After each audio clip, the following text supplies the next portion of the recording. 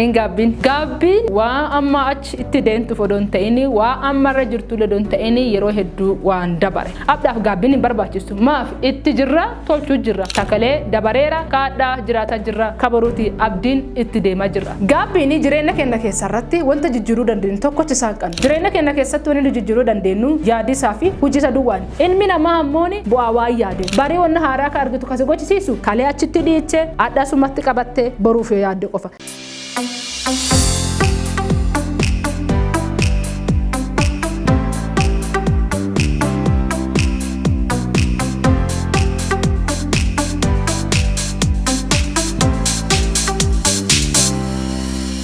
Akkam jirtu daawwattootaa fi hordoftoota chaayinaalii kana nageenya waaqayyoo bakka jirtanutti hunda keessanii haa baay'atu.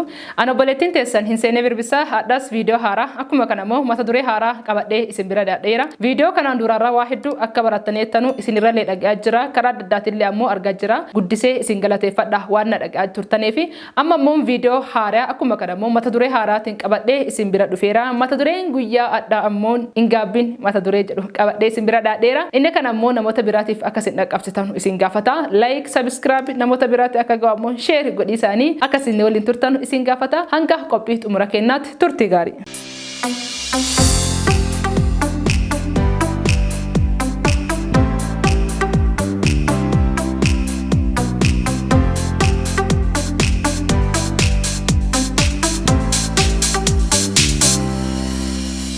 Ayyan daawwattoota keenya mata duree nuti guyyaa addaatiif qabadhee isin bira dhufeeru. Hin gaabbiin mata duree jedhudha. Yookaan ammoo gaabbuu dhabuu mata duree jedhu qabadhee isin bira dhufeera. Jireenya keenya keessatti wanti nuti goone hedduu isaanii hin jiranii. Waan goone kana keessaa akka malee godhisa kennaan nuti toleeru. Akkuma kana ammoo godhisa kennaan mummaaf goone ka jenneeru wanni hedduu isaanii hin jiranii. Wanti nu goonu martinuuti sirri kun ammoo sirrii hin ta'ini. Ta'ee gara lamaatiin hin laalla jireenya keenyatti. Yeroo tokko tokko waan ta'e yaannee sirrii nutti fakkaate yeroo saniif hin tolchina. Achiin duba garagalee yoo waggaa biraarraa garagalee laallu wanni sun akkasiin sirrii hin ta'ine laalla. Waan godhuu qabnu sila haa godhuu qabnu haa hin godhini haa gooneerru ammooni godhuu akka hin qabne yeroo booda wantoota laallu. Inni lamaanuuti wanta dabaranidha. Gaabbiin yeroo hedduu waa amma achi itti deemtu fodon ta'ini waa amma irra jirtu ledon ta'ini yeroo hedduu waan dabare. Past kan jedhan san jechuudha. Wanta dabareeru ta'ee ka dabareeru. Wanta dabareeru siin jedhu waggaadhaa lamaan duba ta'uu danda'a, waggaadhaa shaniin duba ta'uu danda'a, waggaadhaa kudhaniin duba ta'uu danda'a, ji'a dabare ta'uu danda'a, torbaan dabare ta'uu danda'a, kalee ta'uu danda'a, hangafa sa'aatii atamma jirturraa hangara sa'aatiin lama duba deebichee ta'uu danda'a. Wantummaan dabare kamiyyuuti ittiin godhiisa irratti maafi godhee hin godhini odoo godhuun qabu ka jennu wanta ammaa tana garagalchinee sirreessuu hin dandeenye. Haa dabareeru gaarii ta'uu danda'a dabareera akkuma kana ammoo dansaa ta'uu danda'a dabareera. Ammaa kana gaabbii isaanii waan tokko godhuu kan hin dandeenyu wal guuratanii ka deemani. Ammaa kana ammoo jireenya dhaa kanarratti finnee irra deddeebiif akka inni deemuuf hagochisiisaa jiru yeroo hedduu gaabbiidha. Gaabbiin diqqaatus guddaatus ilma namaa keessatti hin mudata. Ejjumaayyuu jireenya gaabbii hin qabne hundi keenya keessa hin jira jennee dubbatisi. Guutuu dhugaa nutti hin ta'u. Wanta goone irratti godhuu hin qabnu turre ka'edhu hin jirra. Kaan ammoo maaliif hin godhini ka'edhuuni isa lamaan kana laalla. Garuu gaabbii jechuun maanii kan jedhuu fi gaabbiin wantoota dabare malee wanta itti ganaa deennu yookaan wanta irra jirru miti. Yeroo hedduu gaabbii ka itti gaabbinu saatii dabare ta'uu danda'a, guyyaa dabare ta'uu danda'a, ji'a dabare ta'uu danda'a, waggaa dabaree fi waggoota dabare ta'uu danda'a. Haa ta'u kanallee ta'ee sanillee ta'ee wanta dabare jedhisaan beekama. Kaleen akkuma ifii jirti adhillee akkuma jiraata jirru kabeennu kanaadha. Boru ammoo hin beennu tilmaamaan hin deenna. Boru keenya guutuu kabeeku ammooni kan waliin jiruu fi kan udadee kabaa hunda beeku isa tokkocha qofaadha. Jireenyi nuti kalee dabarsinee karaa adda addaatiin baay'ee gaarii ta'uu danda'a. Akkuma kana ammoo gaarii ta'uu dhabuus danda'a. Wanti dabarsine garuu dabareera. Adhi ku ammoo haari'a. Ammaantu irra jirru ku ammoo haari'a. Adhi waa inni fide qabannee waliin deddeemaa jira. Boruun beennu garuu boruuf hojjetaa kan jirru hin jirra. Boruun beennu garuu boruuf yaadaa kan jirru hin jirra. Boruun beennu garuu boruuf abdataa kan jirru hin jirra. Adhaaf abdiin hin barbaachistu. Abdaaf gaabbiin hin barbaachistu. Maaf itti jirra tolchuu jirra. Takalee dabareera kaadhaa jiraataa jirra. Kabaruuti abdiin itti deemaa jirra. Gaabbiin ammoon adharra odoo hin ta'in haganaa dhufu boroora odoo hin ta'in kaleerratti wanta hunda'e gaabbii bifa lamaan walii ilaalla. Tokkoffaan wanta silaa godhuu qabnu ka goonee hin jirre. Kaleessarratti odoo yaadini amma kana yaada keenya keessa ka dhufeeru. Wanta silaa godhuu haa qabnu ka garuu hin godhin. Adoo kalee akkasi godhee hin jiraadhu. Odoo kalee akkasi godhee jiraadhe akkasin ta'u ture. Kalee odoo nama kana yerumee hin jiraatin jireenya akkanaa keessan ture. Kalee odoo nama kana gadhumaatti fudhadhee jiraadheeraati jireenya kana keessan ture. Kaleessa odoo hojii kana seenee jiraadhe adda sadarkaa kanaan hin ga'u ture. Kaleessa odoo barumsa kana seenee jiraadhe adda kana sadarkaa kanarra hin ga'u. Kaleessa. Jireenya kalee silaa waan godhuu qabnu. Waggaa addaa shaniin duuba waan silaa godhuu qabnu. Waggaa addaa bara 2019 hagasi sila waan godhuu qaba bara 2070 hagana waan sila godhuu qabu jedha.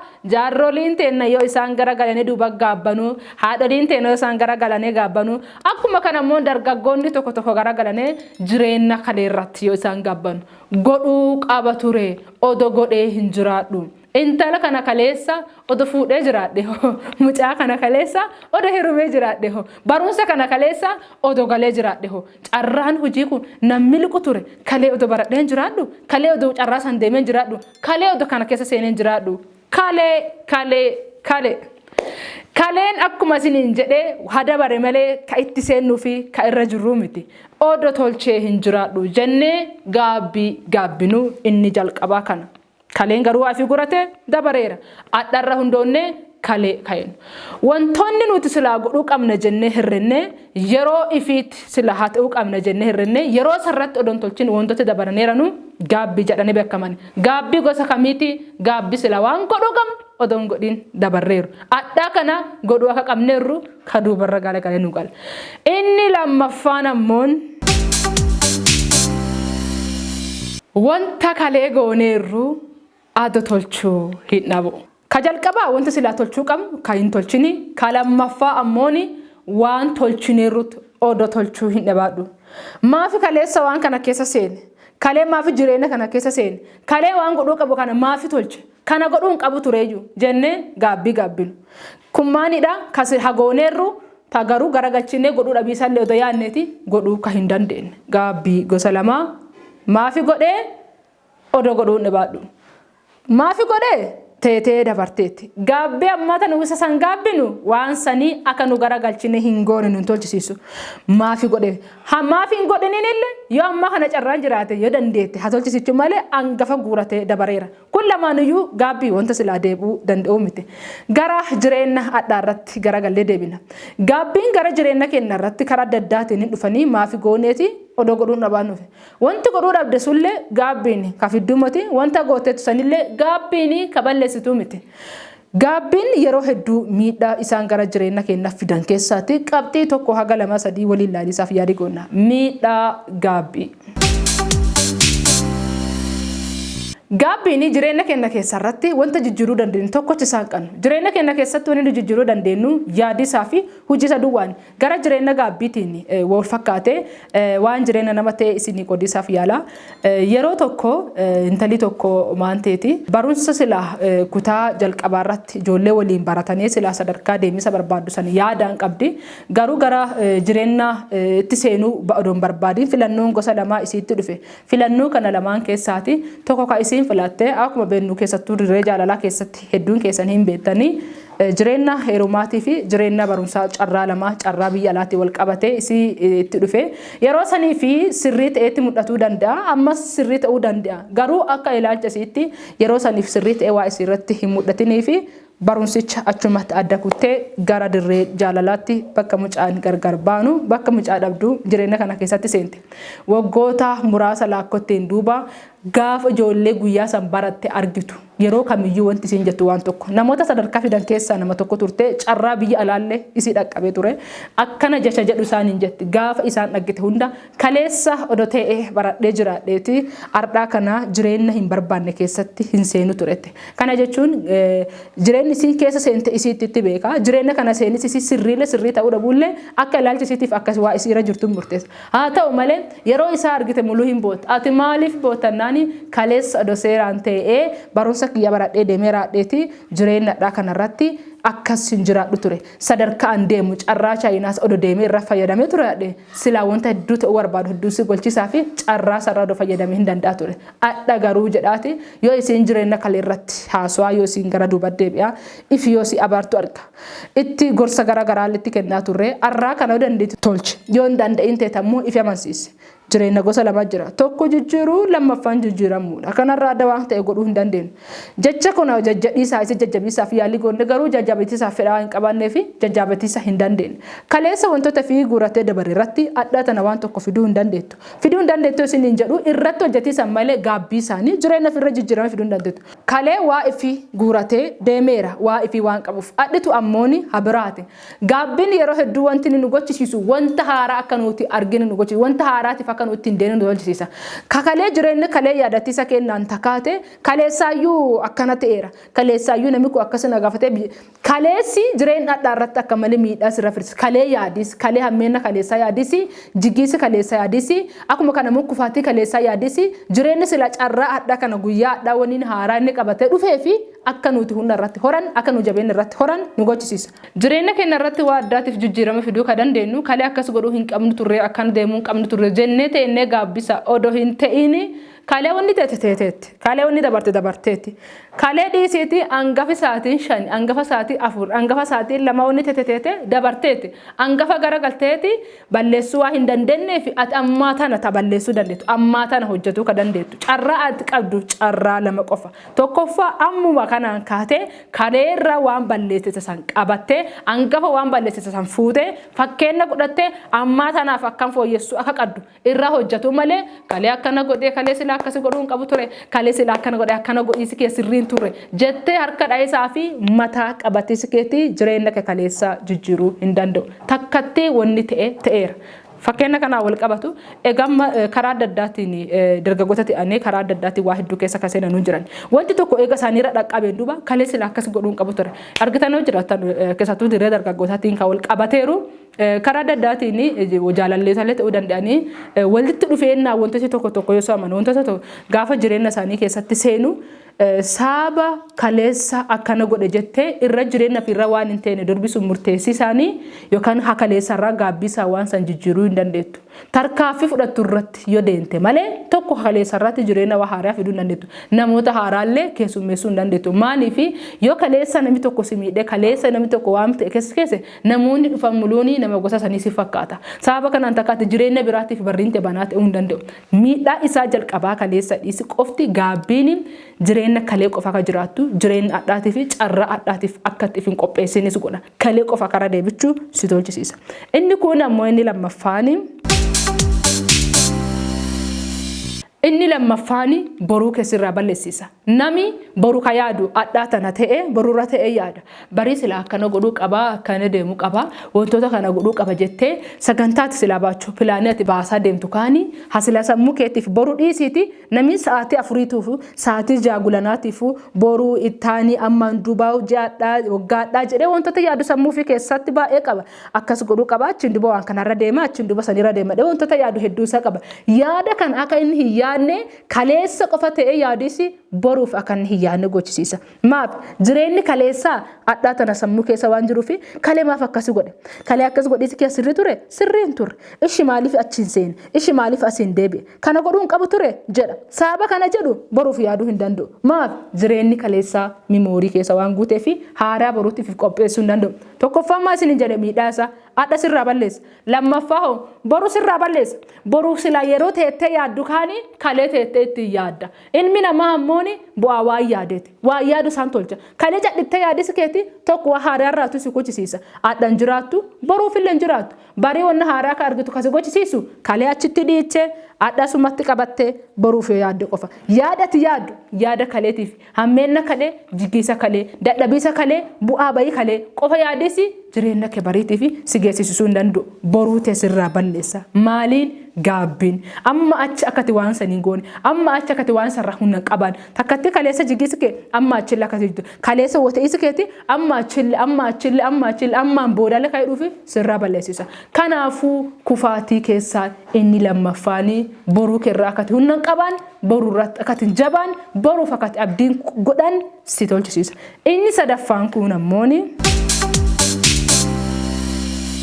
inni sadaffaan ammooni dhiphina keessa si galcha maafi godhe yoo jettu wanta silaa goote kanarratti maafi godhe jettee hin gammaddotu akkas godhuun qabu ture yeroo haasottu kana yoo jireenya keessatti waan kanarraa gaabbitu miirri sitti dhaga'amu miira gara dhiphinaa si geessisu namni tokko gaafa dhiphatu ammooni sammuu isaatiif dandeettii isaatti qabiisaaf humna guddaa qaba maalii dhiphinni dhiboo gara garaatti akka saaxilantu si gochisiisa maaliin dhiphinni namoota hedduu wanti isaa irra dhiphatan yoo argitanii jiraatte waan tolchanetti tolchuu hin qabu ture ka tolchaneera ammooni maafi tolche jechoota jedhanu wantoota dabare malee wanta dhufu moti harki guddaan tokko hin jira boru akkas godhuu qaba ka dhiphatu hedduu namoota hin jiran haa ta'u malee harki 50 oli ka isaa irra dhiphatan jireenya kaleerratti ta'anii yaadisi godhuu hin qabu ture deemuu hin qabu ture tolchuu qaba ture jedhanii wanni isaan ta'anii yaadan kun maa isaan godhaa deema gara dhiphinaatti isaan geessisa dhiphatiis ammooni gara dhiboo gara garaatti isaan saaxila dhiboo gara garaa deemis ammooni